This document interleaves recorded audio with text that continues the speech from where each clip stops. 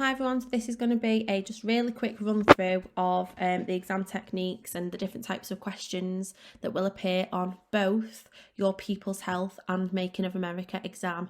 So both of those papers have the exact same sort of question types, question structures. So this is going to be really useful for both of those exams. So first of all, really simple. You'll be asked 3 quick questions. This is the same. Again, I'll keep repeating it. It's the same for People's Health and the Making of America. So the first question, 3 quick questions, each worth a mark. So give an example of name something, which, name the, what was this. So literally 1 word or phrase answer and 3 of those. So make sure that you're not spending on it too much time on these. They should literally be 2 minutes. So pretty straightforward for those 1 mark questions. So question 2 on both, again, People's Health and Making of America, will always be worth 9 marks and will always begin with write a clear and organised summary that analyses. So it will always begin like that, and you are sort of writing that clear and organised summary, and you should try and give 3 examples. So for example, with People's Health, there's an example here. So write a clear and organised summary that analyses people's living conditions in the Middle Ages. Support your summary with examples worth 9 marks. So like I mentioned in our People's Health videos, you could have housing, food and waste, okay, as they're just 3 examples that you could talk about. So I would advise sort of 3 points, a paragraph for each, making sure that you are structuring your answers, choosing your precise facts, and obviously incorporating your cause, consequence, similarities, differences, significance, so your second order concepts as well. And then again, the same for America. So write a clear and organised summary that analyses the American expansion. So the same 3 points, 3 short paragraphs with your facts and second order concepts. So this is just a sort of very sort of pupil friendly mark scheme for you to just be able to have a look at. So again, for your top marks, so 7 to 9 marks, summary based on second order concepts with 3 or more valid supporting examples. So you sort of 3 short paragraphs. Even to just sort of get 3 marks, you've still got your second order concepts, but you know, listing, it's your key facts that you need for these things. Question 3 on both papers is worth 10 marks. So it'll ask you to explain your answer. So it'll usually begin with why, or why did, or what was the impact of, or what caused. So it's going to be sort of an explanation question. So again, trying to give 3 valid examples. So 2 examples from, again, both People's Health and America. Why were the authorities slow in reforming public health in industrial Britain? Why did Reconstruction do little to improve the lives of many African Americans? So these why questions that you'll be explaining. So you'll probably spend about sort of 12 minutes on this question. And remember, because your exams are an hour each, so you have got that little bit extra time to make sure you're planning and going through your answers, not so you can sit back and relax, but that you can sort of spend that time on these questions.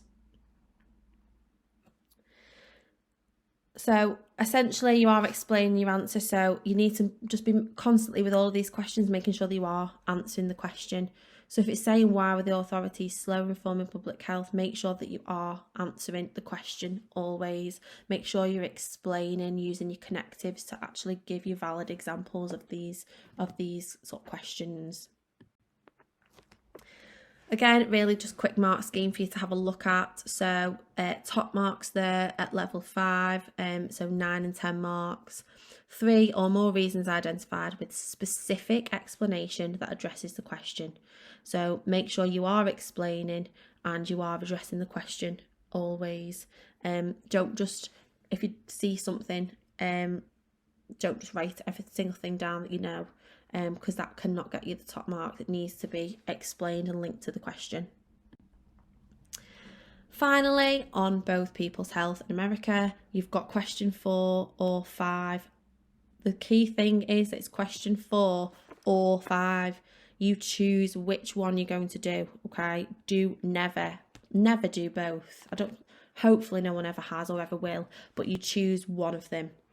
You're going to try and find sort of 4, even 5 points to explain. You must have balance, okay? You're being asked how far. So, for example, with just put both of these examples up for you. The creation of the NHS was the most significant improvement in public health in the 20th century. How far do you agree? So it's got to be how far, so you need to have balance. You can strongly agree, strongly disagree, whatever, but make sure that you're not sitting on the fence. So if we have a look at the mark scheme, you can see here, so how far do you agree? So to get that level 5, a balanced argument supported by 2 valid supporting examples for each side, or 3. So you could have 3 to agree, 1 to disagree, but it needs balance. To get the top marks, you need your clinching argument, so making sure that you're not sitting on the fence, and whatever judgment that you're making, you're supporting it with your understanding and your precise knowledge.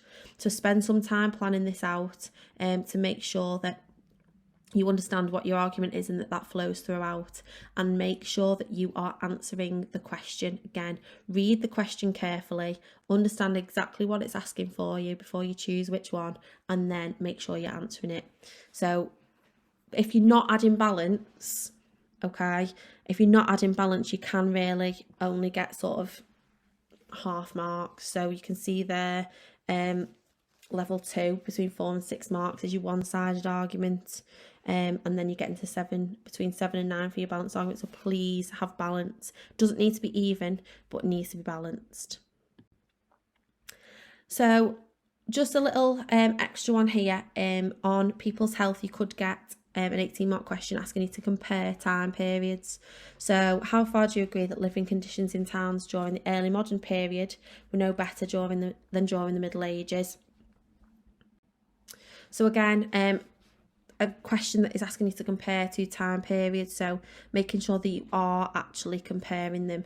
So comparison of periods, 2 explain points for each period, or 3 for one, 1 for another, and your clinching argument. So again, making sure that you've got around 4 points for sort of reasons for your judgment. Still need to include our second order concepts for these, so making sure that you're including, so particularly with a question like this, comparing the time periods, you've got your change and continuity. With the most important reason, you've got your significance, so just making sure that you are answering the question properly with your second order concepts.